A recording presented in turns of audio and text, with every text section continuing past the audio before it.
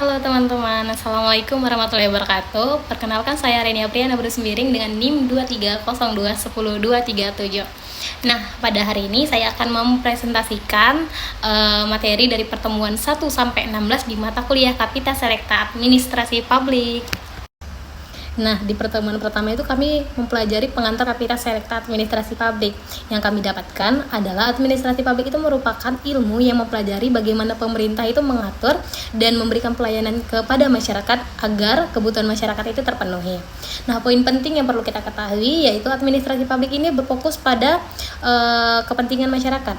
Sementara administrasi negara membahas struktur pemerintah. Contohnya, seperti proses pembuatan KTP ke kantor desa atau Dukcapil. Nah, proses inilah yang dikatakan sebagai pelayanan administrasi publik. Nah, di pertemuan kedua itu kami membahas tentang konsentrasi administrasi publik, yang dimana konsentrasi administrasi publik ini terbagi menjadi 4 bidang.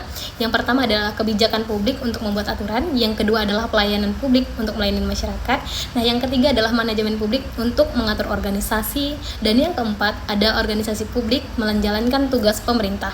Contoh nih, program sekolah gratis adalah kebijakan publik, sedangkan proses pendaftaran siswa secara online itu merupakan bagian dari pelayanan publik.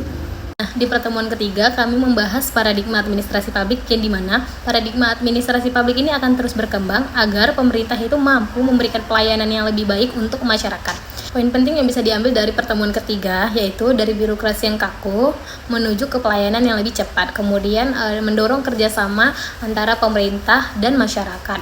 Contoh nih, sekarang kan seringkali nih masyarakat melakukan pengaduan melalui aplikasi online ataupun media sosial. Jadi masyarakat tidak harus datang ke kantor untuk melakukan pengaduan lagi. Nah, di pertemuan keempat ini yaitu teori administrasi publik, yang dimana teori administrasi publik ini membantu kita memahami cara kerja organisasi pemerintah untuk bekerja sama secara efektif.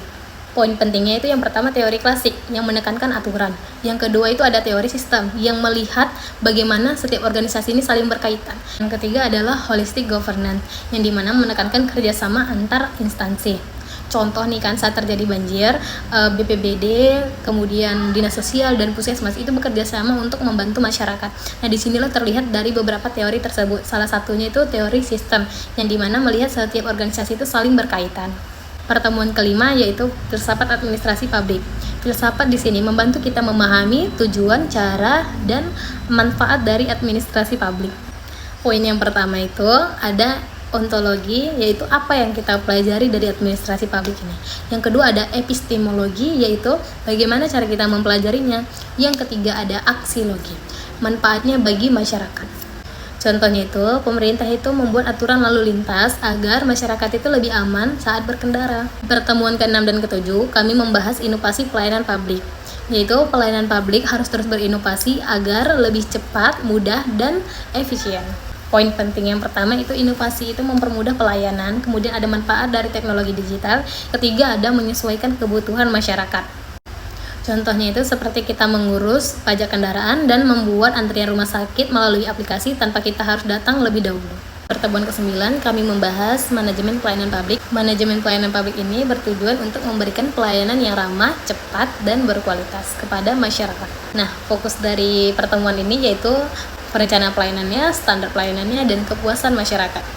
Contoh nyatanya itu seperti di Puskesmas. Jadi petugas Puskesmas melayani masyarakat sesuai nomor antrian sehingga pelayanan lebih tertib. Di pertemuan 10 membahas tentang e-government. E-government adalah penggunaan teknologi untuk pelayanan pemerintah. Di pertemuan ini menekankan pelayanan lebih cepat, transparan, dan mengurangi antrian. Contohnya itu masyarakat dapat membayar pajak dan mengurus administrasi melalui website pemerintah tanpa harus datang ke kantornya langsung.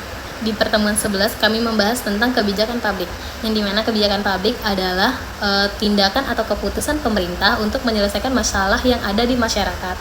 Poin pentingnya di sini, kebijakan publik itu dibuat untuk menyelesaikan permasalahan yang ada di publik dan dibuat berdasarkan kebutuhan masyarakat. Contohnya itu pemerintah membuat kebijakan untuk menetapkan larangan membuang sampah sembarangan agar lingkungan itu tetap terjaga dan bersih.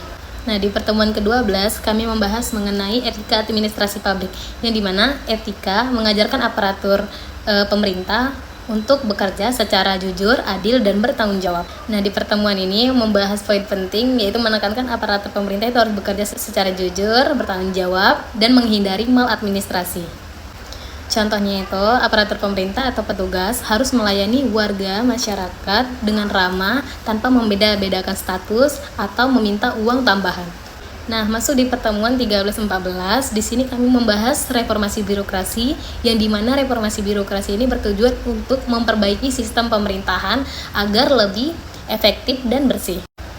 Poin penting yang ditekankan pada pertemuan ini yaitu mempercepat pelayanan, meningkatkan transparansi, dan mengurangi praktik korupsi. Contohnya itu pengurusan izin usaha. Kalau dulu itu memakan waktu berminggu-minggu. Nah, kalau sekarang itu bisa selesai dalam waktu beberapa hari melalui sistem online. Pertemuan ke-15 yaitu collaborative governance. Nah, di sini masalah publik akan lebih mudah diselesaikan jika pemerintah, masyarakat, dan swasta itu bekerja sama. Poin penting di pertemuan ini yaitu kerjasama antar pihak, musyawarah, dan tanggung jawab bersama. Contohnya itu program penanaman pohon yang melibatkan pemerintahan daerah, perusahaan, mahasiswa, dan warga sekitar. Sekian dari pemaparan materi pertemuan 1-16 di mata kuliah Kapita Selekta Administrasi Publik. Jika ada kekurangan dan kata-kata yang salah, saya mohon maaf. Saya ucapkan terima kasih. Assalamualaikum warahmatullahi wabarakatuh.